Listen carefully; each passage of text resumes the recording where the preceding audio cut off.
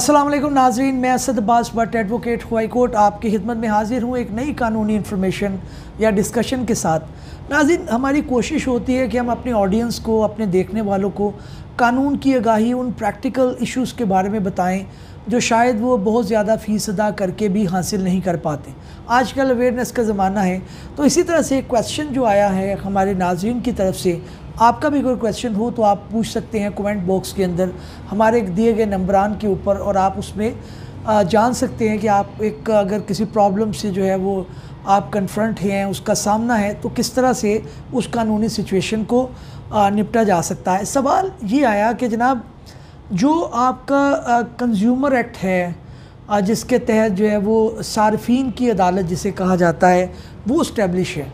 उसके अंदर अगर कोई शख्स जो है वो एक प्रोडक्ट ख़रीदता है मार्केट से या किसी की सर्विसेज हासिल करता है, तो वो क्लेम कितने दिन में फ़ाइल कर सकता है, और उसका जो टाइम है वो कब से उसका आगाज़ होता है, जब वो चीज़ ख़रीद लेता है तब से होता है, या वो जब उसको नॉलेज होता है कि इसके अंदर डिफ़ेक्ट है तब से होता है। तो ये एक सवाल था उनका, और इसी के ऊपर आज हमारी डिस्कशन भी जारी रहेगी, और इसके अंदर कुछ जजमेंटों का भी मैं हवाला दूंगा जो रिसेंटली ऑनरेबल सुप्रीम कोर्ट की तरफ से आई, और बड़ा इम्पोर्टेंट है कि आप जो क्लेम है वो टाइम के अंदर फ़ाइल करें। सवाल उनके ये था कि मिसाल के तौर पर मैंने एक गाड़ी परचेज़ की मार्केट से और उसके अंदर कोई डिफ़ेक्ट्स हैं,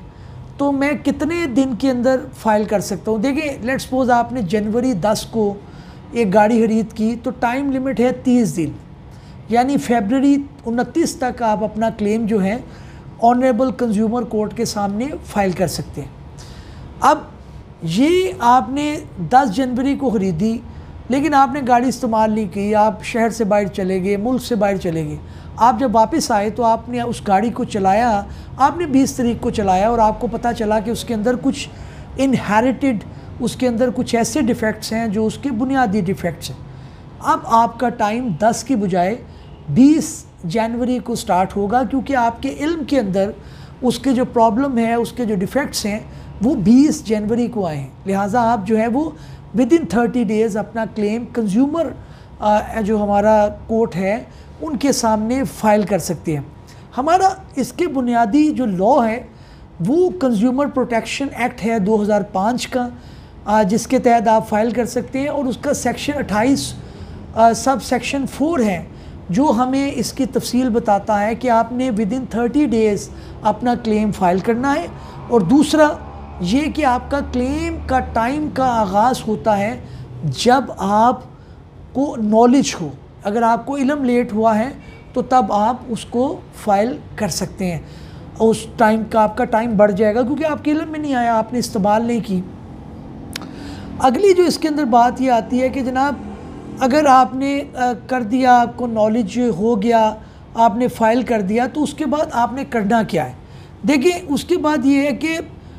आपने एक लीगल नोटिस सर्व करना होता है मुख्तलिफ डिपार्टमेंट को या जहाँ से भी आपने अपनी प्रोडक्ट को परचेज़ किया है। ये बड़ा अच्छा लॉ है। इसके अंदर आम, अगर आप मिसाल के तौर पे ख़वातीन ने कोई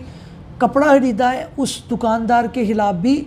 आप कंप्लेन फ़ाइल कर सकते हैं। आपने कोई अपने घर में जो है वो कोई मिरर लगवाए हैं, कोई खिड़कियां लगवाई हैं, आपने कोई सर्विसेज दी है, उसके मुतल्लिक भी आपको कोई अगर हक़ तलफ़ी हुई है, आपको कोई प्रोडक्ट जो है वो नाकिस दी गई है, कोई अशिया नाकिस दी गई है, तो आप उस शख्स के ख़िलाफ़, उस दुकानदार के ख़िलाफ़, उस सेलर के ख़िलाफ़ जो है वो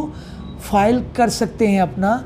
कि आपकी कंप्लेंट। टाइम मैंने आपको बता दिया है, 30 दिन का टाइम होगा। अगर आप उससे तजावज़ कर जाएंगे तो शायद आपको रिलीफ़ ना मिले। अब अगली जो बात यह है कि इसके अंदर उन्होंने नाज़रीन ने पूछी कि जनाब, अगर कोई टेक्निकल डिफ़ेक्ट है, मिसाल के तौर पे आप एक बाइक ख़रीदते हैं और उसके अंदर जो है वो आप कहते हैं इंजन जो है वो पुराना है। अब you are not an authority कि आप उसके अंदर ये बता सके कि इंजन के अंदर वाकई डिफ़ेक्ट है, क्योंकि आप कोई अथॉरिटी नहीं है,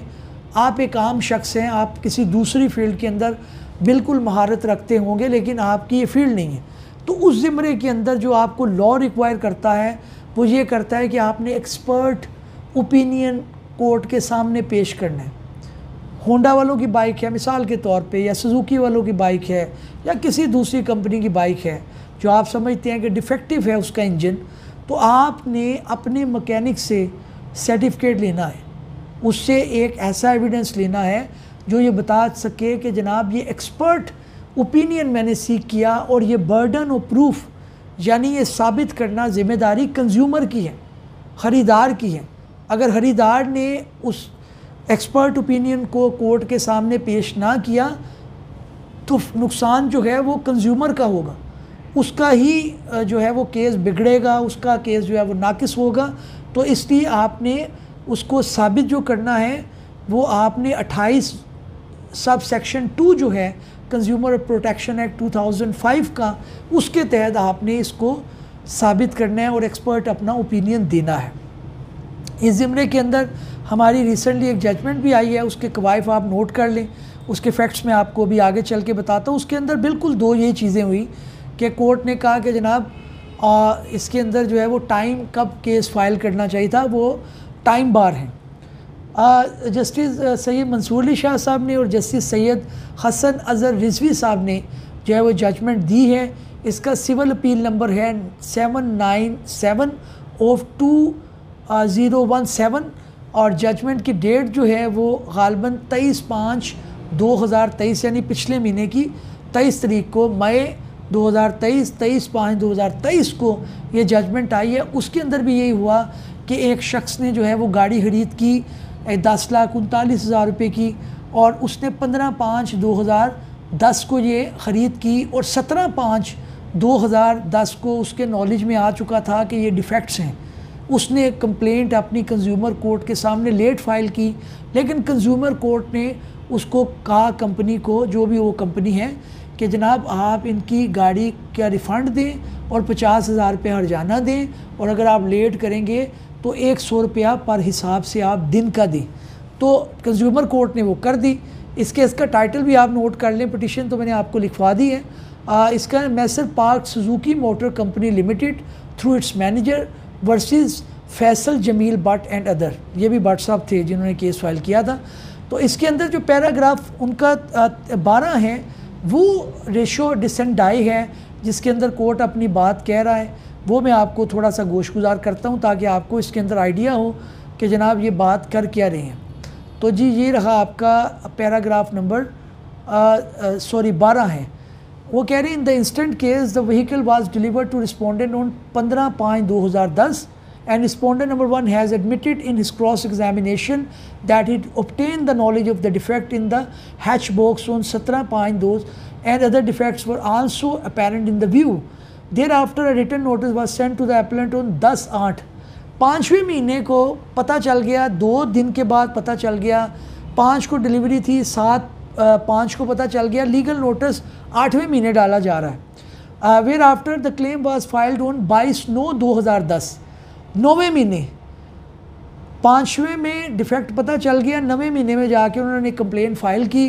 कोर्ट ने अगरचे फैक्ट्स ठीक भी थे, लेकिन टाइम बार होने की वजह से ऑनरेबल सुप्रीम कोर्ट ने जो है इसको रद्द कर दिया, उनके क्लेम को, वो क्लेम जो उन्हें निचली कोर्ट ने, कंज्यूमर कोर्ट ने दिया था, ऊपर वाली कोर्ट ने भी दिया था, लेकिन जो कंपनी थी उसने सेल किया ऑनरेबल सुप्रीम कोर्ट के सामने, और उसके अंदर उन्होंने रिजेक्ट कर दिया कंज्यूमर के क्लेम को इस बुनियाद के ऊपर कि आप टाइम बार हैं। टाइम बार से मुराद ये है कि आप वक्त ज़्यादा लगा के आए हैं, कानून के अंदर आपको एक एक दिन अपने डिले का बताना है। तो इसलिए आप अपने हकूक़ के बारे में विजिलेंट लें। आप कोई भी प्रोडक्ट खरीदते हैं, अगर उसके अंदर कोई डिफ़ेक्ट आता है, वो कोई कपड़ा हो, कोई लत्ता हो, कोई पर्स हो, कोई जो दूसरी आप गाड़ियाँ ख़रीदते हैं, कोई मोटर बाइक ख़रीदते हैं, कोई भी चीज़ आप ख़रीदते हैं तो आप कंज्यूमर हैं।